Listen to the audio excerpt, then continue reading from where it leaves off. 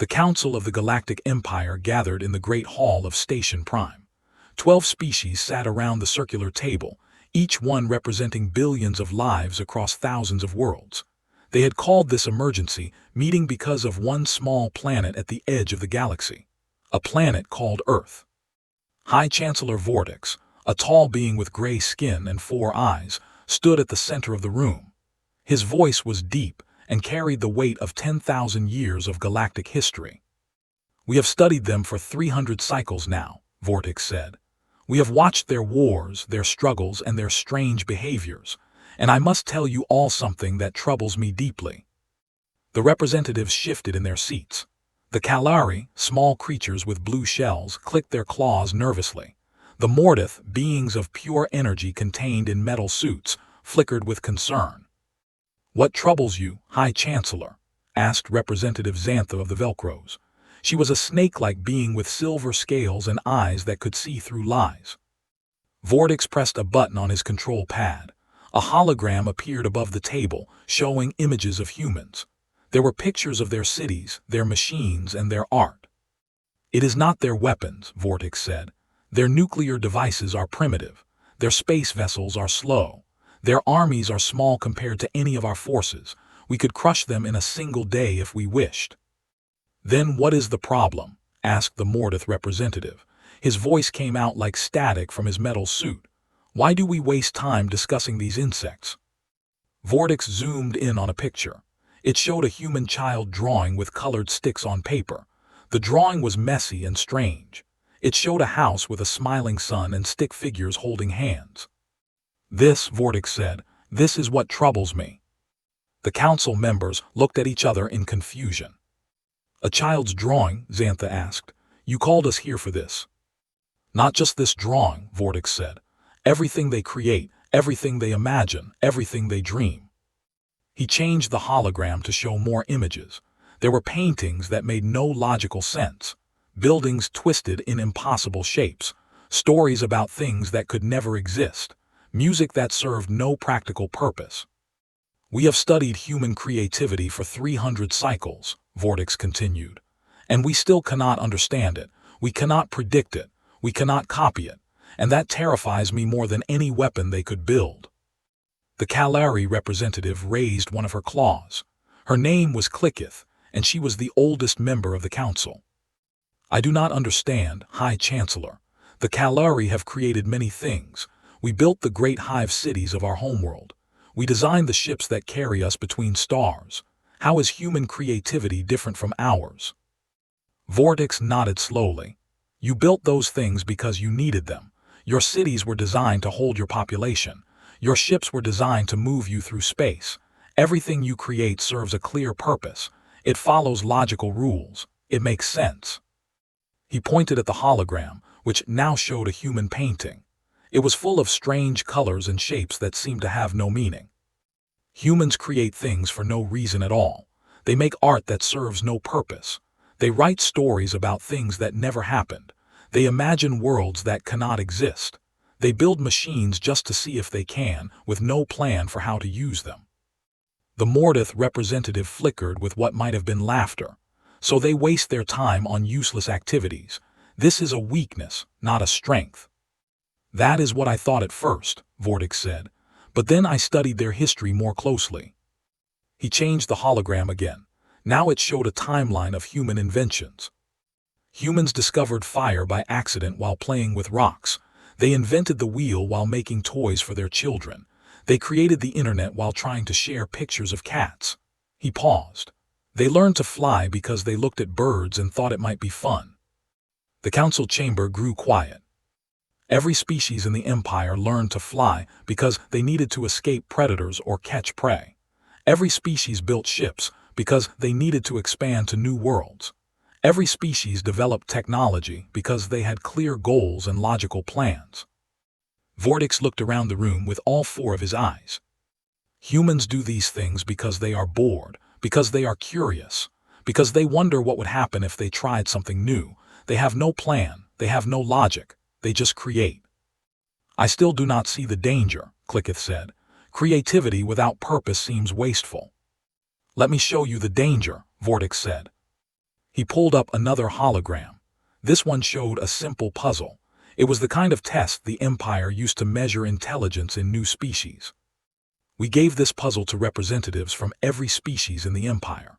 The Kalari solved it in 4 hours by working together in perfect harmony. The Mordath solved it in 6 hours by using their energy fields to analyze every possible combination. The Velcros solved it in 8 hours by using their lie-detecting vision to eliminate wrong answers. He pressed another button. We gave the same puzzle to 100 humans. 30 of them never solved it at all. 20 of them solved it in about the same time as other species, but the remaining 50 did something we did not expect. The hologram showed video of humans working on the puzzle. One of them was taking it apart piece by piece. Another was throwing pieces against the wall. A third was trying to eat one of the pieces. They cheated, Vortex said. They broke the rules.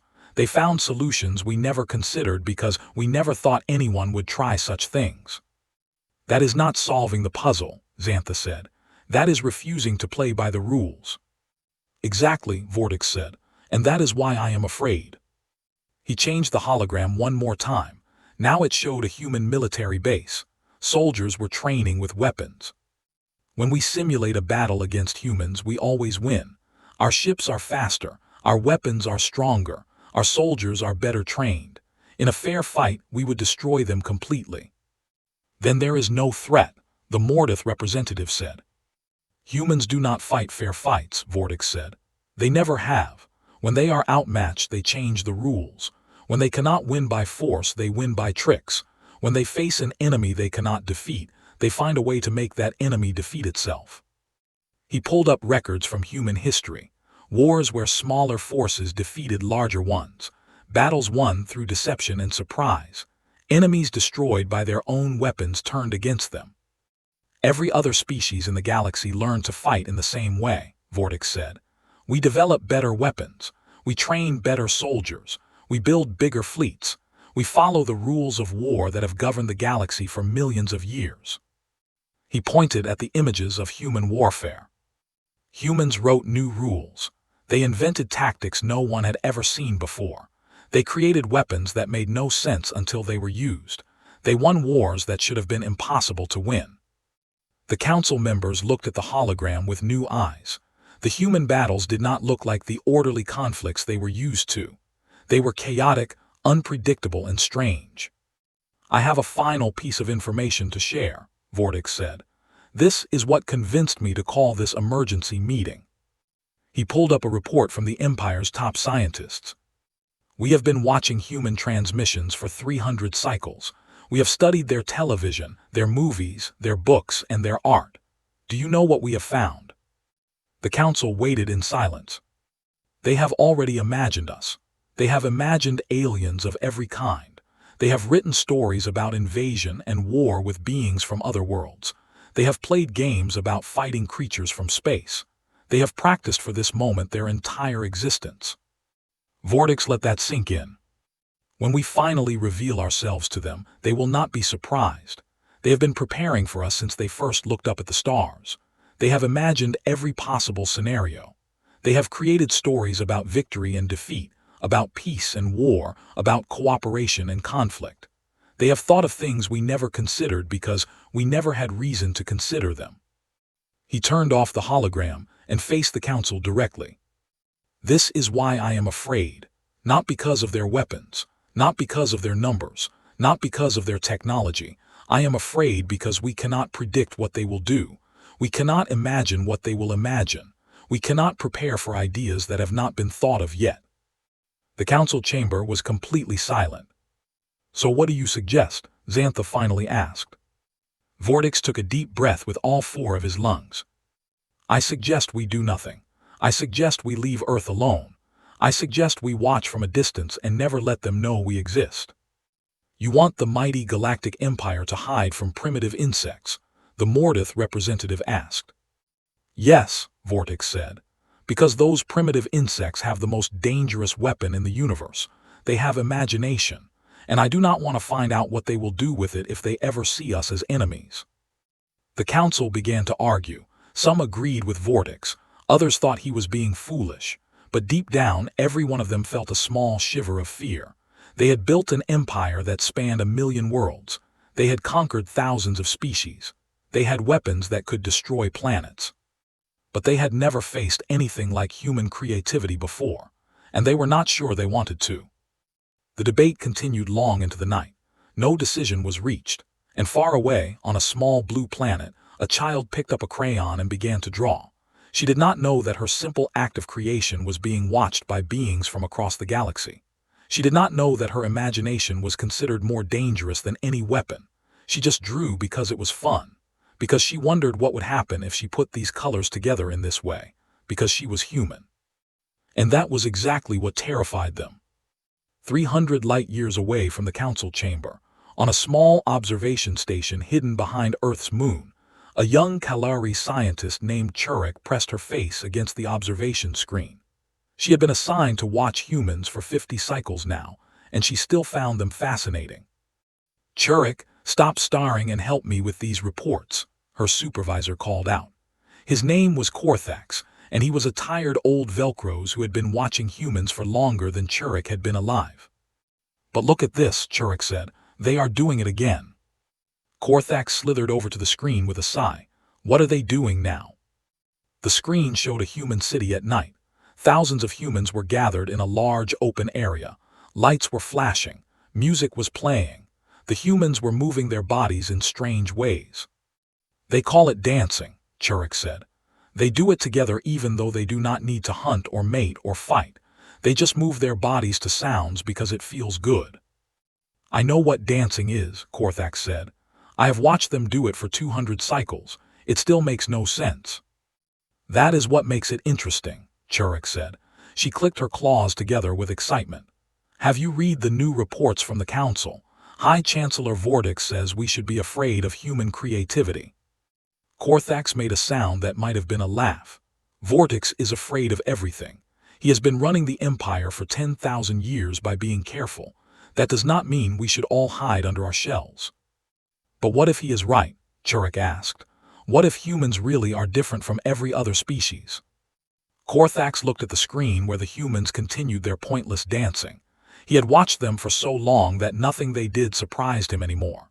He had seen their wars and their peace, their cruelty and their kindness, their stupidity and their brilliance.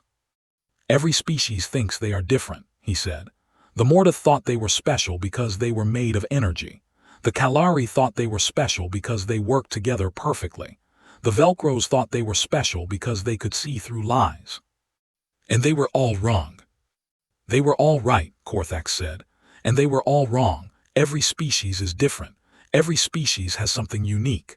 But in the end, they all joined the empire. They all learned to follow the rules. They all became part of the great galactic order." Churik looked at the dancing humans again. "Do you think humans will join the empire someday?" Korthax was silent for a long moment. Then he said something that surprised both of them. "I hope we never find out." Before Churik could ask what he meant, an alarm began to sound throughout the station. Red lights flashed. Warning messages scrolled across every screen. "What is happening?" Churik asked. Korthax checked the readings and his silver scales went pale. "A human spacecraft. It is approaching our position." "That is impossible," Churik said. "Human technology cannot detect our station. We are invisible to their sensors." "Tell that to the spacecraft coming toward us," Korthax said. He pulled up the visual feed. A small human vessel was moving through space, directly toward the hidden station. It was primitive compared to Empire ships, barely more than a metal box with engines attached. But it was definitely heading straight for them. "Should we move?" Churik asked. "Should we contact the Empire?" "We cannot do either," Korthax said. "If we move, they might detect our engine signature. If we contact the Empire, we risk them intercepting the transmission. We need to stay perfectly still and hope they pass by." They watched as the human ship came closer. It should not have been able to find them.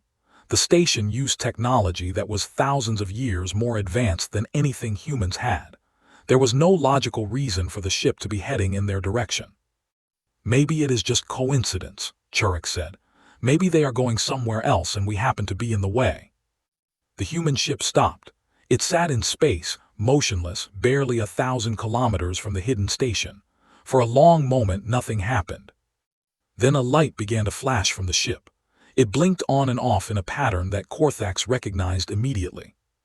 "They are using mathematics," he said. "Prime numbers. 1, 2, 3, 5, 7, 11, 13. They are trying to communicate." "But they cannot see us," Churek said. "How do they know we are here?"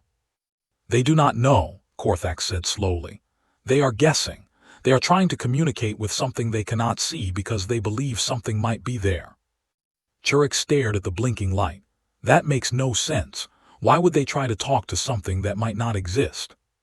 Korthax felt a chill run through his cold Velcro's blood. "Because they imagined we might be here. Because they looked at the stars and thought someone might be watching. Because they are human." The light continued to blink. The prime number sequence repeated over and over again. And somewhere inside the primitive human vessel, a young woman named Sarah Chen pressed the button that controlled the light, hopping against hope that someone would answer. She had been sent on this mission because she believed something strange was hiding behind the moon, not because she had evidence, not because her sensors had detected anything, just because she had a feeling, just because she had looked at the data and seen a pattern that no one else could see. Her supervisors thought she was crazy. Her colleagues thought she was wasting resources. But Sarah Chen was human, and humans did not need logical reasons to explore the unknown. They just needed curiosity. They just needed imagination. They just needed to wonder what might happen if they tried. And in the hidden station, 2 alien scientists watched the blinking light and felt something they had never felt before when observing humans. Fear. Sarah Chen had been fascinated by space since she was a little girl. She remembered lying on the grass in her backyard, looking up at the stars, and asking her mother why they twinkled. "Because they are so far away," her mother had said. "The light has to travel a long, long distance to reach us, and sometimes it gets a little wobbly on the way." That explanation had not satisfied Sarah. She wanted to know more. She wanted to know everything. And so she had grown up to become a scientist who studied the universe. Now she was 35 years old, floating in a small spacecraft behind Earth's moon, flashing a light at empty space because she had a feeling. "Mission Control, this is Explorer 7, she said into her communicator. "Still no response to the signal. I am going to try a different approach." "Explorer 7, Mission Control recommends you return to base," came the reply. "You have been out there for 12 hours with no results. There is nothing to find." Sarah looked at the empty space in front of her. Her instruments showed nothing. Her sensors detected nothing. By every logical measure, she was alone. But she did not feel alone. "Mission Control, I am going to stay a little longer. There is something here. I can feel it." There was a long pause. Then a different voice came on the line. It was Director Martinez, the head of the space program. "Sarah, I have known you for 15 years. You are one of the best scientists we have. But you need to understand that feelings are not evidence. You cannot detect things with your gut." Sarah smiled. "With all due respect, Director, that is exactly how humans have always made their greatest discoveries. We feel something is wrong with our understanding of the universe, and then we go looking for answers. That is how we found bacteria. That is how we found radiation. That is how we found everything." Those were different situations. Were they? The scientists who made those discoveries were told they were crazy too. They were told there was no evidence for their beliefs, but they kept looking anyway because they trusted their instincts. Director Martinez sighed. "You have 4 more hours, then I want you back at base." "Thank you, Director." Sarah turned off her communicator and went back to her work. She had been studying the space behind the moon for 6 months now. Everyone thought she was wasting her time. But Sarah had noticed something strange in the gravitational readings from this area. Nothing big, nothing obvious, just tiny variations that should not be there. It could be explained by natural phenomena. It probably was just natural phenomena. But something in Sarah's brain would not let go of the idea that it might be something else. She had tried everything to detect what might be hiding here. Radio waves, light pulses, gravity sensors. Nothing had worked. So now she was trying the oldest form of communication she could think of. She was saying hello. The prime number sequence was the most basic form of intelligent communication. Any species with mathematics would recognize it. 1, 2, 3, 5, 7, 11, 13. Numbers that could only be divided by themselves and 1. The universal language of intelligence. Sarah watched her light blink in the darkness.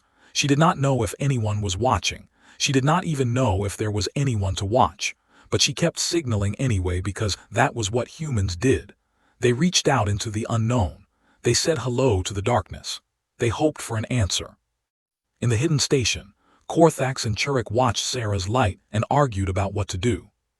"We need to leave," Churik said. "If she is looking for us, we cannot stay here." "If we move, she might detect our engines," Korthax said. "Our best option is to wait until she gives up and goes away." "But what if she does not give up?"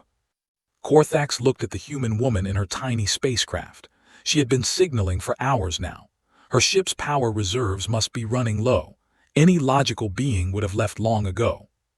"She has to give up eventually," he said. "She cannot stay here forever." But even as he said it, Korthax was not sure he believed it. He had been watching humans for 200 cycles. He had seen them do things that made no logical sense over and over again. He had seen them keep trying when all hope was lost. He had seen them refuse to give up when giving up was clearly the right choice. Sarah Chen did not look like someone who was going to give up. "I am going to try something new," Sarah said out loud to herself. She pulled up her computer and started typing. She was writing a message, not in mathematics this time, in words. She would transmit it as a radio signal on every frequency her ship could produce. "Hello," she typed. "My name is Sarah. I am a human from the planet Earth. I do not know if anyone is out there, but I want you to know that we mean you no harm. We are curious. We are explorers. We want to make friends." She paused and thought about what else to say. "I know this might seem strange. I am talking to empty space. My colleagues think I am crazy. Maybe I am. But I have always believed that the universe is too big and too beautiful to be empty.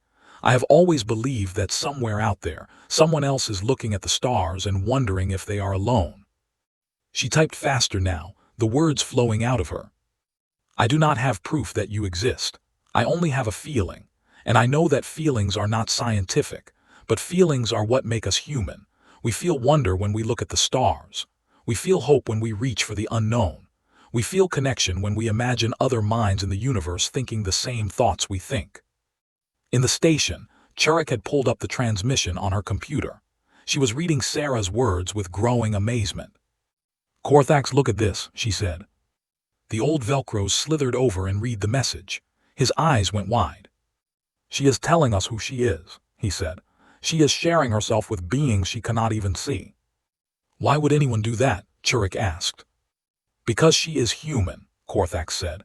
"Because humans do not need logical reasons to connect with others. They just reach out because it is in their nature." Sarah finished typing her message. "I am going to transmit this now," she said. "I do not know if anyone will hear it. I do not know if anyone will understand it, but I have to try, because trying is what humans do. We try and we fail and we try again. We hope for things that seem impossible. We dream of things that do not exist. And sometimes, just sometimes, our dreams come true." She pressed the button and sent her message into the darkness.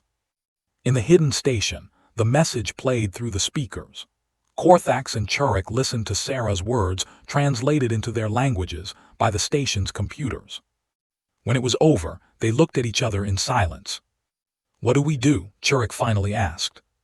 Korthax stared at the screen showing the tiny human spacecraft. Sarah Chen sat inside, waiting for an answer she had no reason to expect. "We do nothing," he said. "We stay hidden and wait for her to leave." "But she reached out to us. She tried to connect. Does that not mean anything?" "It means everything," Korthax said. "And that is why we must stay hidden. Because if we answer her, if we reveal ourselves, everything will change. The Empire will find out that humans can detect our hidden stations. They will see humans as a real threat instead of just a curiosity. And then—" He did not finish the sentence. He did not need to.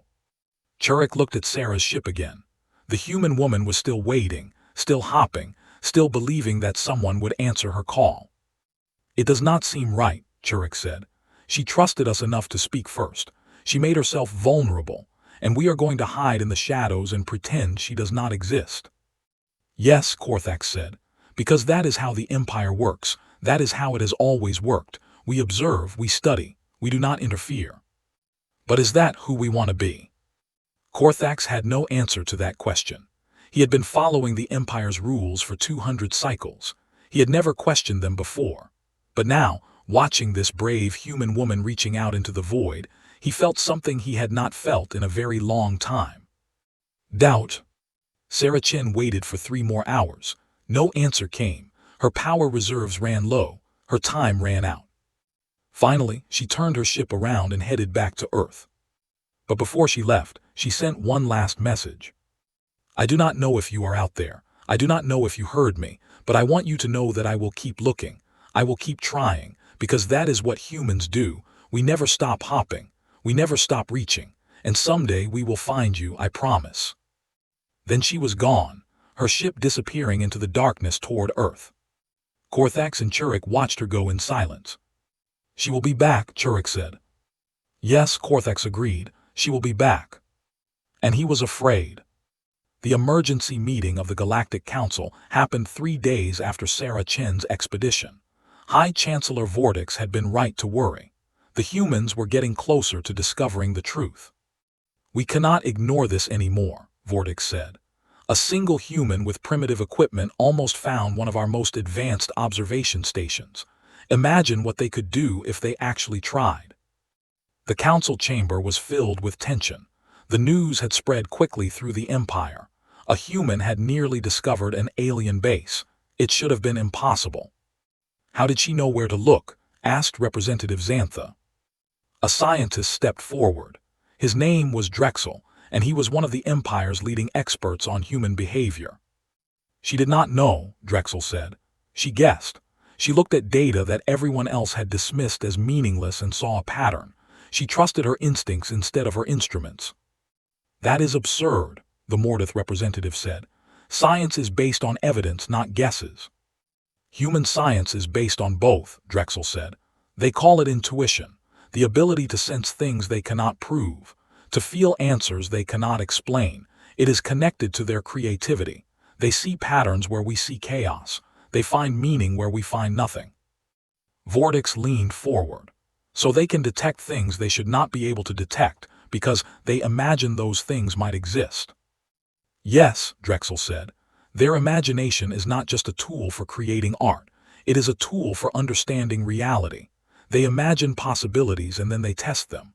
Most of the time they are wrong, but sometimes they are right. And when they are right, they make discoveries that take logical species thousands of years to achieve." "This changes everything," Clicketh said. The old Kalari looked troubled. "If humans can find our hidden stations through intuition alone, no place is safe from them." "It is worse than that," Drexel said. "Our analysis shows that human intuition gets stronger when they work together. When one human shares an idea, other humans build on it. They inspire each other. They feed off each other's creativity. The more humans who know something might exist, the faster they will find it." "Then we must ensure they never know we exist," Vortex said. "We must be more careful than ever." "With respect, High Chancellor, I am not sure that is possible," Drexel said. "Human imagination is not limited by what they have seen or experienced. They imagine aliens all the time. They write stories about us. They make movies about us. They have been preparing to meet us for generations." "They imagine things that do not exist," Xantha said. "Monsters and creatures from their folklore. Just because they imagine us does not mean they will find us." "They imagined flying machines before they could build them," Drexel said. "They imagined devices for talking across long distances before they invented them. They imagined weapons that could destroy cities before they created them. Their imagination is not fantasy. It is prophecy." The council chamber went silent. "What are you saying?" Vortex asked. "I am saying that hiding from humans may not be an option," Drexel said. "They will find us. Maybe not today, maybe not tomorrow, but eventually they will find us because they have already imagined us. And once a human imagines something, they never stop looking for it." Far below on Earth, Sarah Chen sat in her small apartment and stared at her computer screen. She was looking at the data from her mission, the gravitational readings, the sensor logs, the recordings of her transmissions. Nothing had answered her. No one had responded to her message, but Sarah could not shake the feeling that someone had been listening. "I know you are out there," she whispered to her screen. "I felt you watching me. I do not know who you are or where you come from, but I know you exist." She pulled up a new document and began to write. It was a proposal for a new mission, a bigger mission, one that would search not just behind the moon, but throughout the entire solar system. Her supervisors would think she was crazy. Her colleagues would say she was wasting resources, but Sarah did not care. She had touched something out there in the darkness, something real, and she would not rest until she found it. She wrote for hours. She described the strange gravitational readings. She explained her theory about hidden observation posts. She laid out a plan for systematic exploration of every place in the solar system where something might be hiding. When she was finished, she sat back and looked at what she had created. It was not scientific. It was not logical. It was based on nothing more than a feeling and a dream. It was perfectly human. Sarah sent the proposal to Director Martinez and waited. The answer came the next morning. "Your proposal has been approved," the director said over the video call. "I do not know why, it makes no sense, but the funding committee read your proposal and something about it convinced them. They said it reminded them of why they became scientists in the first place." Sarah felt tears in her eyes. "Thank you, Director." "Do not thank me, just find what you are looking for." He paused. "And Sarah, whatever you do find out there, be careful. Something tells me the universe is more complicated than we think." Sarah nodded. "I know, Director, I know." She ended the call and looked out her window at the night sky. Stars twinkled in the darkness. Somewhere out there, she knew, someone was watching. "I am coming," she said softly. "Ready or not, here I come." In the observation station behind the moon, Churik heard Sarah's words through the monitoring system. She turned to Korthax with fear in her eyes. "She is not giving up," Churik said. "No," Korthax agreed, "she never will." The old Velcros looked at the images of Sarah Chen on his screen. The human woman was smiling. She looked happy. She looked determined. She looked like someone who had found her purpose in life and would not rest until she achieved it. "We need to tell the Empire," Churik said. "They need to know what is coming." "Yes," Korthax said, "they need to know." He began composing a message to High Chancellor Vortex. As he wrote, he realized that this message would change everything. The Empire had ruled the galaxy for millions of years by staying hidden, by watching, by waiting. But humans did not play by those rules. Humans looked for things that should not be found. They reached for things that should not be touched. They dreamed of things that should not exist. And now they were coming. Korthax finished his message and sent it into the void. The galaxy would never be the same. 1 year passed, then 2, then 5. Sarah Chen's search program had grown from a small project to a massive operation. Hundreds of scientists now worked with her. Thousands of sensors scanned the solar system. Millions of people around the world followed her progress with excitement and hope. They had not found anything yet, but they had not given up. High Chancellor Vortex watched the human search efforts from his throne room on Station Prime. The holographic display showed him everything. The human ships flying through space, the sensors scanning every corner of the solar system, the creative new methods they invented each day. "They are getting closer," said Drexel, who now served as Vortex's chief advisor on human affairs. "Our observation posts have had to move 3 times in the past year. Sarah Chen's team keeps finding the areas where we are hiding." "How?" Vortex asked. "Their technology has not improved that much." "Their technology has not changed at all," Drexel said, "but their thinking has. They are approaching the search in ways we never expected. They are using art to guide their science. They are letting their imaginations lead their instruments." Vortex shook his head. "I still do not understand how that works." "Neither do they," Drexel admitted. "But it works anyway. That is what makes them so dangerous." In her office on Earth, Sarah Chen studied a painting.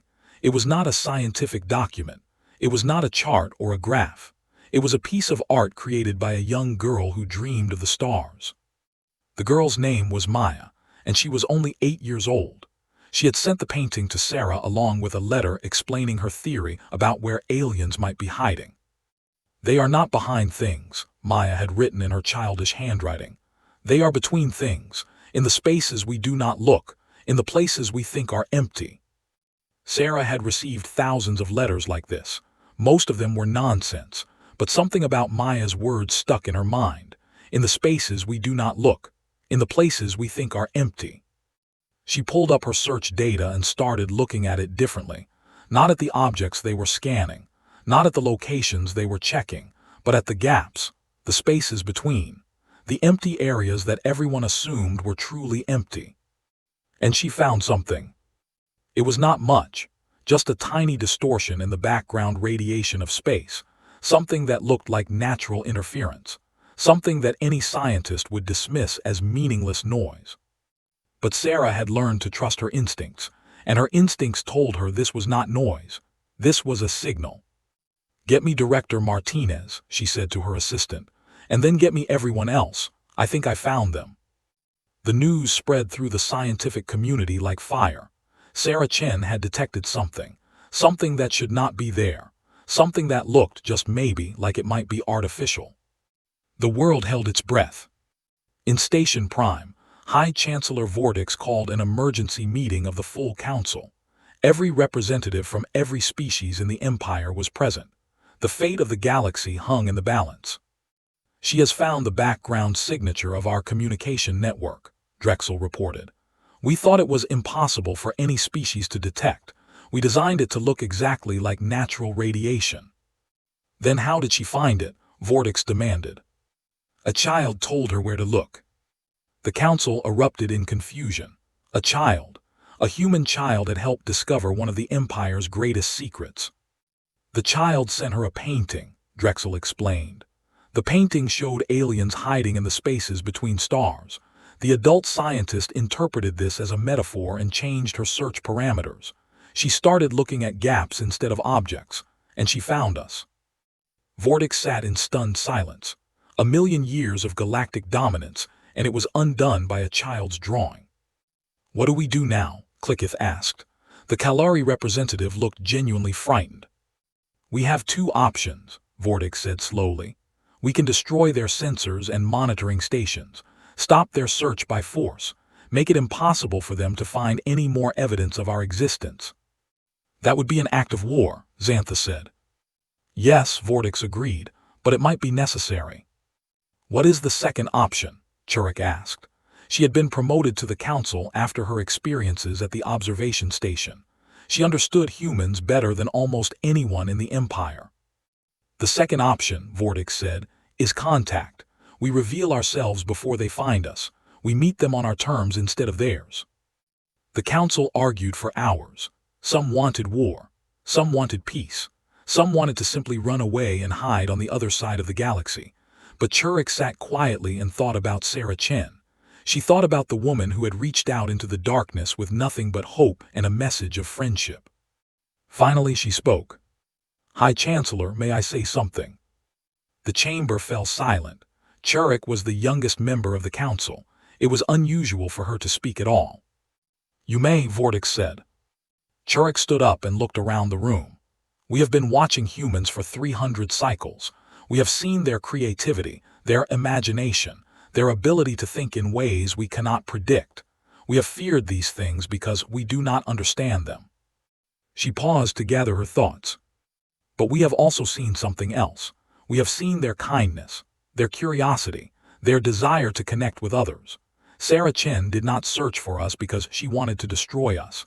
She searched for us because she wanted to know us, because she believed the universe would be better with more friends in it." "That is a naive interpretation," the Mordath representative said. "Maybe," Churek admitted, "but it is also true. I watched Sarah Chen for years. I read her messages. I heard her hopes. She is not looking for enemies. She is looking for family." Vortex leaned forward. "What are you suggesting?" "I am suggesting we give her what she is looking for," Churek said. "I am suggesting we answer her message, not with war, not with fear, but with the same thing she offered us, friendship." The council exploded into argument again. But this time, Churik could see that some of them were listening. Some of them were thinking about a different future, a future where humans and the Empire did not have to be enemies. The debate continued for 3 days. In the end, the decision was made. They would answer. On Earth, Sarah Chen was working late when her communication system lit up with an incoming signal. She almost ignored it. She was tired. She wanted to go home, but something made her check the message. It was a sequence of prime numbers, 1, 2, 3, 5, 7, 11, 13. The same sequence she had sent into space 5 years ago. Sarah's hands began to shake.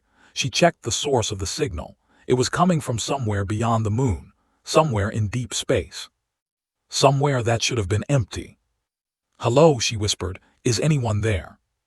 The response came in English, perfect English, as if someone had been listening to human transmissions for centuries. "Hello, Sarah, we have been waiting for you, we have been afraid of you, but we think it is time we met." Sarah Chen started to cry, not from fear, not from sadness, from joy, from wonder, from the overwhelming realization that everything she had believed was true. They were not alone. And somewhere in the vast darkness of space, an empire that had ruled the galaxy for millions of years, prepared to meet the most creative species they had ever encountered. They were still afraid, they were still uncertain, but they were also curious, and maybe, just maybe, a little bit excited. Because human creativity had done something no weapon could ever do. It had made the impossible possible. And this was only the beginning. The first official meeting between humanity and the Galactic Empire took place 1 year after contact was established. It was held on a space station built specifically for this purpose, located at a neutral point between Earth and the Empire's nearest observation post. Sarah Chen was there, of course. She had been chosen to lead humanity's delegation, not because she was a politician or a general, but because she was the one who had found them. She was the one who had reached out first. High Chancellor Vortex led the Empire's delegation. He had decided to come himself, against the advice of many council members. He wanted to meet these strange, creative beings face to face. The two groups sat across from each other in a large white room, humans on one side, aliens on the other, the fate of both species hanging in the balance. "High Chancellor," Sarah said, "thank you for agreeing to meet with us." Vortex studied her with all 4 of his eyes. She looked smaller in person than she had on the observation screens. Fragile, vulnerable. It was hard to believe this tiny creature had terrified an empire. "It was not my first choice," Vortex admitted. "I wanted to stay hidden. I wanted to leave your species alone and hope you never found us." "What changed your mind?" Vortex glanced at Churik, who sat nearby as part of his delegation. "One of my people convinced me that hiding was not the answer. She reminded me that you were not looking for enemies. You were looking for friends." He paused. "Were you?" Sarah smiled. "We were looking for the truth, for answers to questions we have been asking since we first looked at the stars. Are we alone? Is there anyone else out there? Does the universe have meaning beyond what we can see and touch? And what answers have you found?" "We found you," Sarah said simply, "and that is enough for now." The negotiations that followed were long and difficult. Humans and the Empire had very different ways of thinking. The Empire operated on logic, efficiency, and careful planning. Humans operated on intuition, creativity, and spontaneous ideas. At first, the differences caused problems. The Empire delegates would present detailed proposals with thousands of pages of analysis. The human delegates would respond with short statements that seemed to ignore most of the details. "You have not addressed points 17 through 42 of our proposal," an exasperated Mordath delegate said after one such exchange. "Those points are not important," a human delegate replied. "How can you know that? You did not even read them." "We did not need to read them. We could tell from the structure of the document that those points were there to protect you from risks that do not exist." The Mordath delegate sputtered with confusion. "That is impossible. You cannot evaluate risk without analyzing all available data." "We can," the human said. "Humans have been evaluating risk through instinct for millions of years. It is how we survived when we were prey animals on a dangerous planet. We learned to sense danger before we could understand it. This was the pattern that repeated itself throughout the negotiations. The Empire would present logical arguments. The humans would respond with intuition. And somehow, against all odds, they would find common ground. Churek served as one of the interpreters between the two groups. She had studied humans longer than anyone in the delegation. She understood how they thought, even if she could not think that way herself. The key is creativity, she explained to Vortex one evening after a particularly difficult session. Humans do not process information the way we do. They do not analyze and compare. They imagine and create.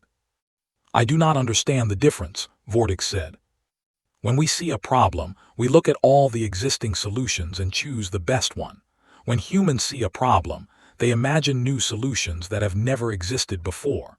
They create possibilities out of nothing. That sounds like magic. Maybe it is, Churek said. Or maybe it is just a different kind of intelligence, one that we never developed because we never needed it. The negotiations continued for months.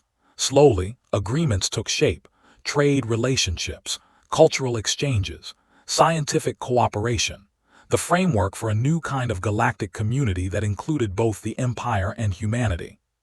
But the most important moment came near the end, during a private meeting between Vortex and Sarah.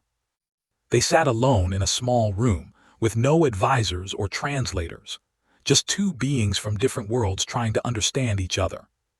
"Can I ask you something?" Vortex said. "Of course. Why did you keep looking? After your first mission behind the moon, when no one answered you, why did you keep trying? Any logical being would have given up." Sarah thought about the question for a long moment. "Because I could imagine what it would feel like to find you," she said. "I could see it in my mind, the moment of contact, the first conversation, the beginning of something new. I could feel how wonderful it would be, even though I had no evidence it would ever happen. And that was enough. That is always enough for humans. The ability to imagine something better is what drives us forward. It is why we explore. It is why we create. It is why we dream." Vortex considered this. "We do not dream, not the way you do. Our minds only process what is real, what exists, what can be measured and analyzed." "Then how do you create new things?" Sarah asked. "We improve existing things. We take what we have and make it better. But we do not imagine things that do not exist." "That sounds very limiting." "We have built an empire that spans the galaxy." "And you have been building it the same way for millions of years," Sarah pointed out. "Slow improvement, careful progress, nothing truly new." Vortex wanted to argue, but he could not. She was right. The empire had grown, but it had not changed. Not really. Not in millions of years. "Is that why you were afraid of us?" Sarah asked. "Not because of what we could do to you, but because of what we represent, the possibility of something truly different." "Yes," Vortex admitted. "Your creativity is not just a weapon. It is a mirror. It shows us everything we cannot be, everything we have never been able to imagine." Sarah reached out and touched his gray hand. It was a human gesture of comfort that Vortex did not fully understand, but he appreciated it anyway. "Maybe that is why we found each other," she said. "Not to compete, not to fight, but to learn. We can teach you to dream, and you can teach us to be patient. You think two species, so different, can truly work together?" "I can imagine it," Sarah said with a smile. "And for a human, that is the first step to making it real." The treaty was signed 3 months later. Humanity officially joined the galactic community, not as subjects of the Empire, not as enemies, as partners. The years that followed were filled with change. Human creativity spread throughout the Empire like a virus. Artists from 100 worlds began creating things no one had ever seen before. Scientists started asking questions that had never been asked. Philosophers began imagining possibilities that had never been imagined. Some in the Empire resisted. They saw human influence as a corruption of their ancient traditions. But more and more, the peoples of the galaxy embraced the gift that humanity had brought them: the ability to dream. Sarah Chen lived long enough to see the first human artists invited to exhibit their work on Station Prime. She watched as a young painter from Earth showed her paintings to beings who had never understood art before. "What is this supposed to be?" a Kalari asked, looking at a painting of a sunset over the ocean. "It is a sunset," the painter said. "But it does not look exactly like a real sunset. The colors are wrong, the proportions are different. That is because it is not what a sunset looks like. It is what a sunset feels like." The Kalari stared at the painting for a long time, and then, for the first time in her species' history, she understood, not with her mind but with something else, something that had always been there but had never been used. Her imagination. Sarah died peacefully at the age of 92, surrounded by friends from both Earth and the stars. Her last words were recorded and broadcast across the galaxy. "Keep dreaming," she said. "Keep imagining. Keep reaching for things that seem impossible, because impossible is just a word we use for things we have not created yet." The Galactic Empire had feared human creativity more than any known military technology, and they had been right to be afraid, because creativity did not just change the humans. It changed everything. And somewhere in the vast darkness of space, in hidden corners of the galaxy where no sensor could reach, young beings of 100 different species lay awake at night and looked at the stars. They wondered what was out there. They imagined what might be possible. They dreamed of things that did not yet exist. They had learned this from the humans. And the universe would never be the same.